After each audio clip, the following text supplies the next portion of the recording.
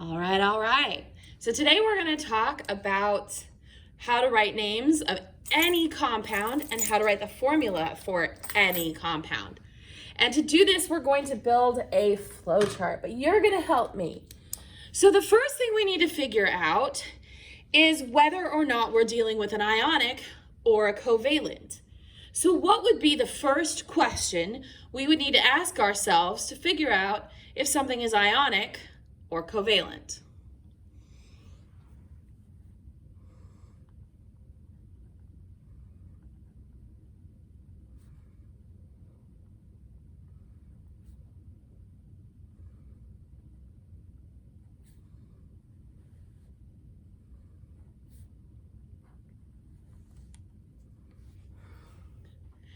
Is the first element a metal?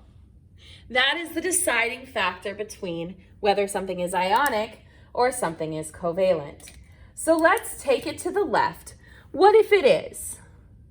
So what if we start with a metal? So let's say yes. Then the next thing we need to decide, now that we know that it's ionic,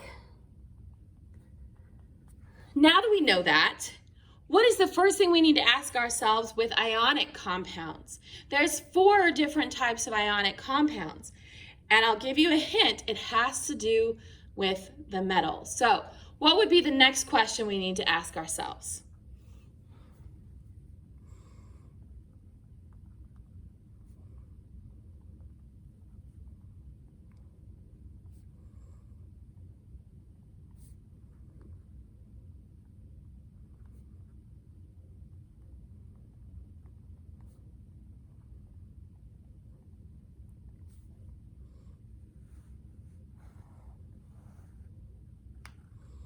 There we go.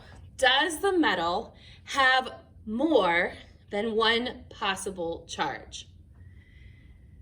If the answer is no,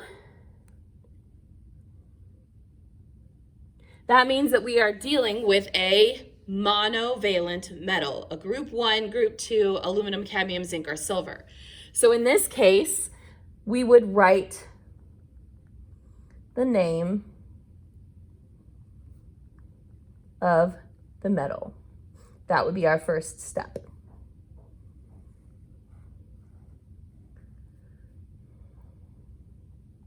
What if it does have more than one possible charge? What if it is multivalent? There is something else we need to do. We are going to write the name of the metal, but we need something else as well.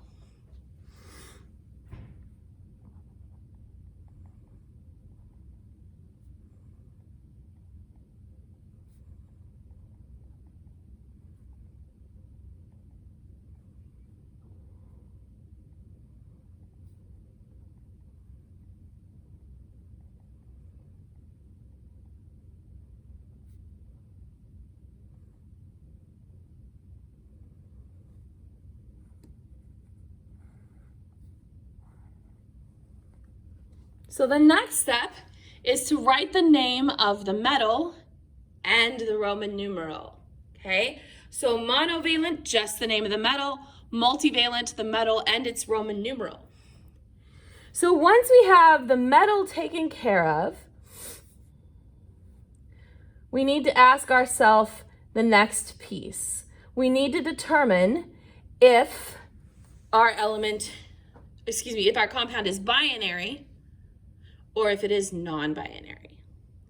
So what question would we ask ourselves to determine whether the compound is binary or non-binary? That's our next question.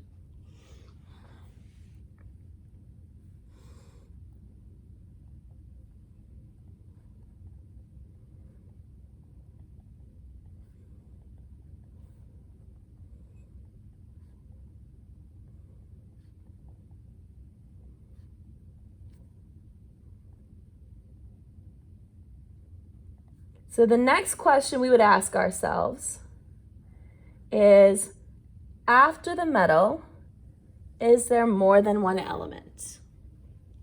After the metal, is there more than one element? Because if there's not, then it's binary. If there is, then it's non-binary.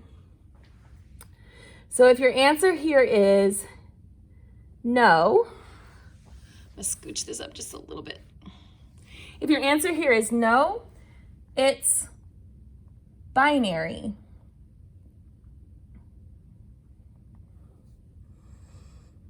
So you would write the name of the nonmetal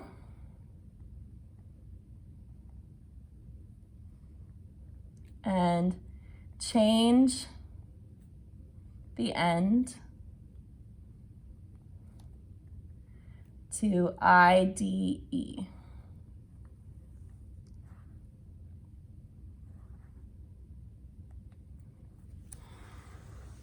Okay? What if the answer here is yes?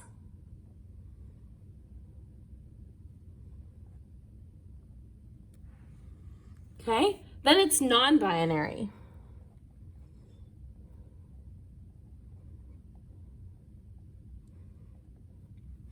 So you write the name of the polyatomic ion.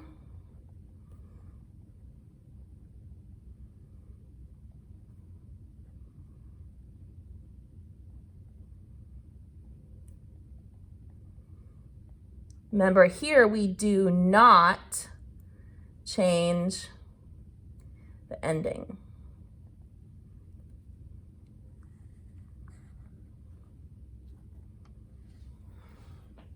So very good. That is our ionic side. That will cover all 4 types of ionic compounds that we have learned about. That's all of them. We have monovalent and multivalent. We have binary and non-binary, and we can get anywhere we need to with that. So back up to this first question, is the first element a metal? What if the answer is no? Then we know that it's covalent.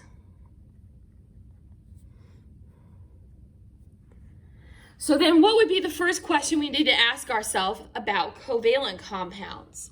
We have 3 different types of covalent compounds. We have binary covalent, we have binary acids, and we have oxyacids. Those are the 3 types of covalents we've done.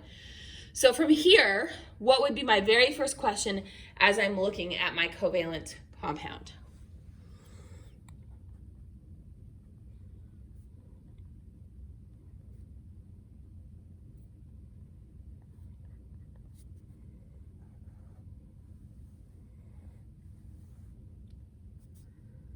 So the first question we want to ask ourselves is the first element hydrogen? Because that's going to separate out our normal binary covalent compounds from the acids. Because remember, it has to start with hydrogen in order for it to be an acid. Okay, let's talk about the acids first. So if the answer here is yes, then it's an acid. Okay, it's an acid. So now there are 2 types of acids. What question would we need to ask ourselves about our acids in order to figure out what kind of acid it is, whether it's a binary acid or an oxyacid? What would be the first thing we ask ourselves? That would be, is there more than 2 elements?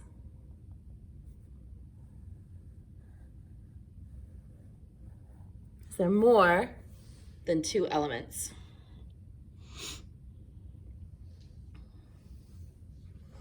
If the answer to that question is no, then it is a binary acid. And the way we name a binary acid is to start with the prefix hydro, then we put in the root of our second nonmetal, and then we end it with ic acid.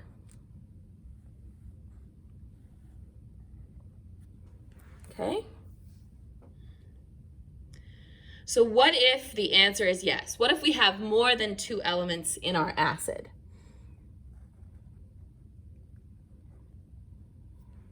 Okay?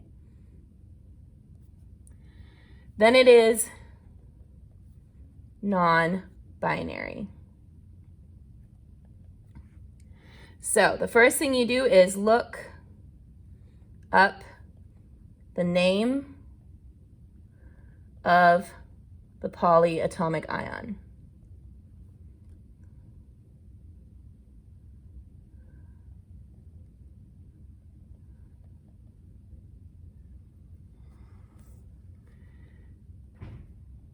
Step 2, change the end.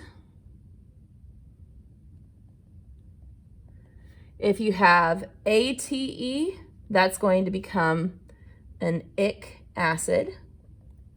If you have ITE, that's going to become an us acid.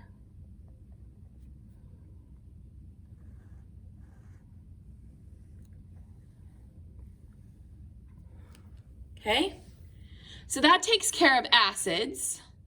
What if the first element is not hydrogen? What do we do in this circumstance? If the first element is not hydrogen, no, then it's a binary covalent. So you are going to use prefixes, mono, di, tri, tetra, etc., for both elements.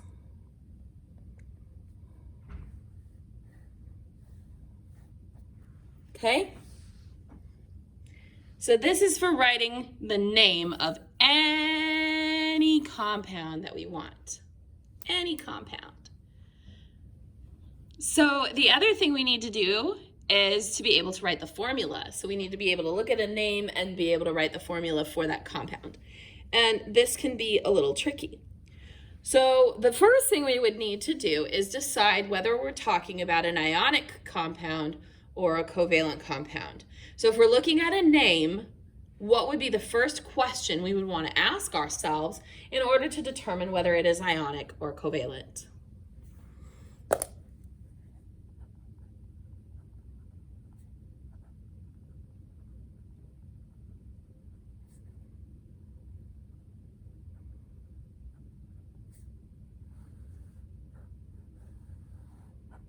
Just like before, whether we're looking at the symbol or the name, we would look at the first element and decide whether it is a metal, because the difference between ionics and covalents is that an ionic is always going to start with a metal.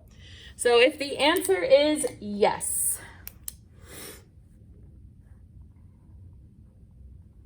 then we are dealing with something that is ionic. Okay? Now, looking at the name, now that we know that it is ionic, we need to start with the metal. So what would be the first question we need to ask ourselves about the name in order to figure out which way to go?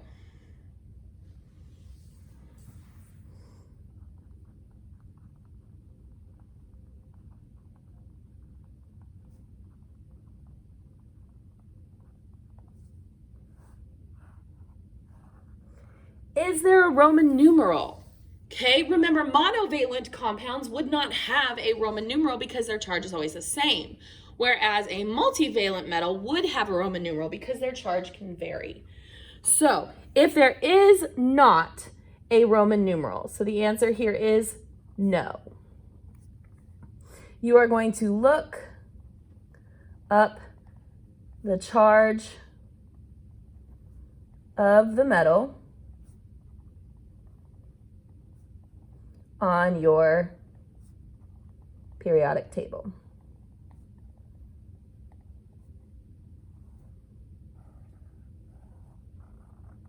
Okay? Group 1 is +1, group 2 is +2, aluminum is 3, cadmium and zinc are +2, and silver is +1.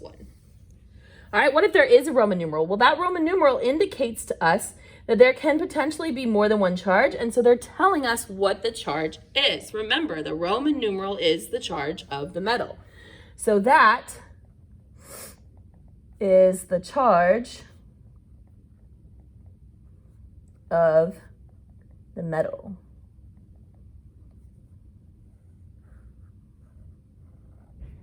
Okay?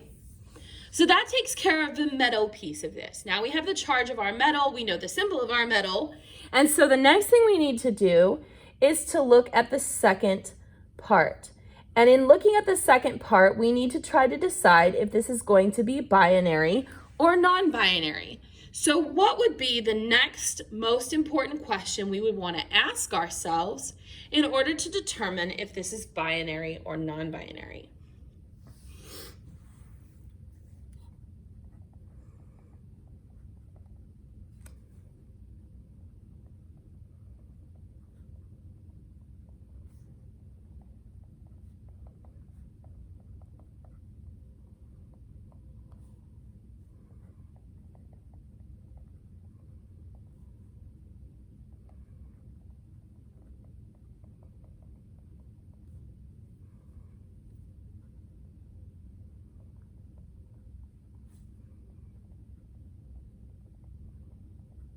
Okay, our next important question is about the ending. Does it end, that second word, does the second word end in IDE? Okay, now remember there are three exceptions. There are three polyatomics that do end in IDE. That's hydroxide, peroxide, and cyanide. Okay, so just remember that those are exceptions here. But in general, if it ends in IDE, yes, then it's binary. So you would find the charge of the nonmetal,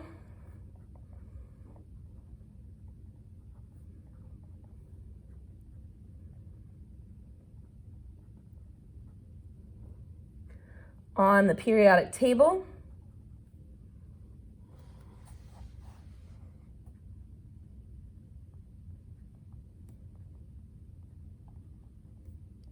and crisscross.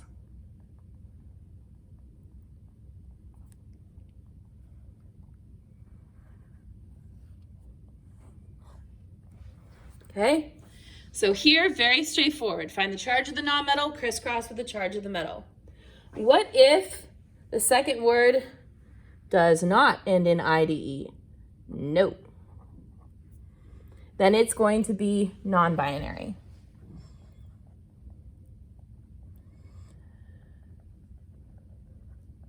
So for this one, you're going to find the formula for the polyatomic ion. Put it in parentheses and crisscross with the metal.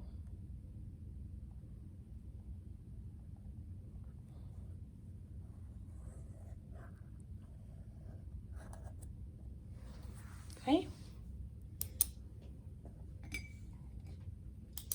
So that covers all of our ionic formulas.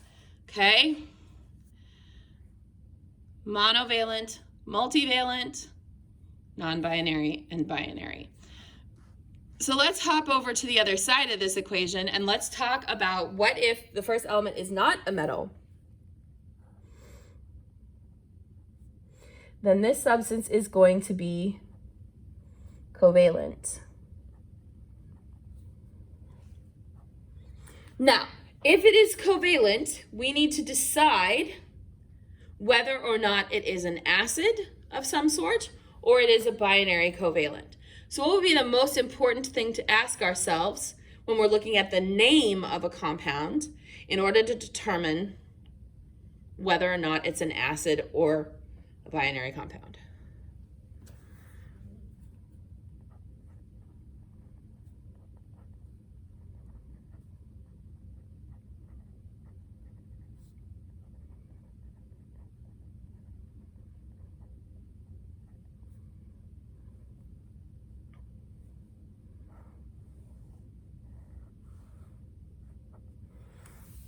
Very straightforward idea.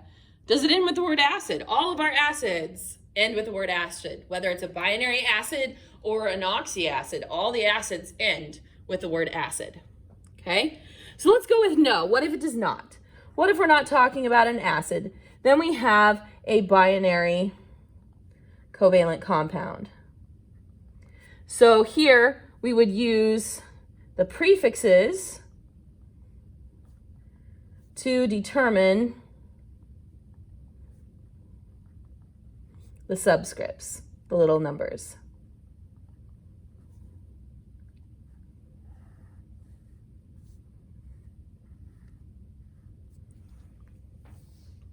Okay. So then what about yes? Okay. What if it does end with the word acid? Well, then it's an acid. Okay. But there are two kinds of acids. So if you're looking at the name of an acid, what would be the first question you would ask yourself to determine whether it's going to be a binary acid or a non-binary oxyacid?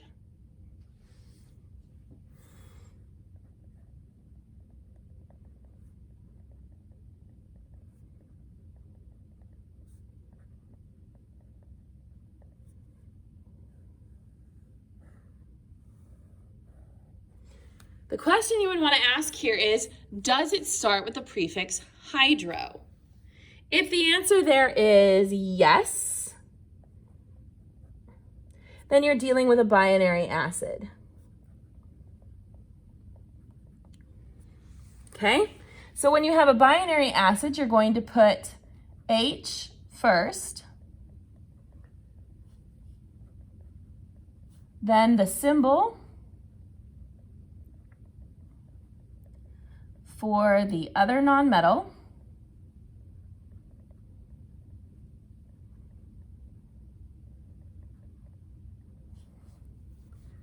and then you are going to crisscross charges.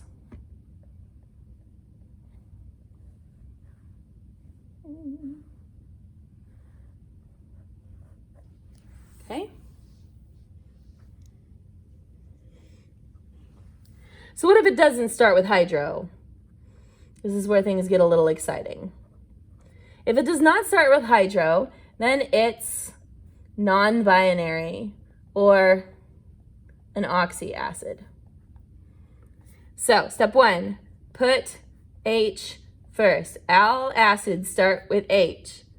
Step two, look at the ending. If it ends in ic acid, that is an 8 polyatomic. If it ends in us acid, that is an 8 polyatomic. So then you are going to find the polyatomic ion.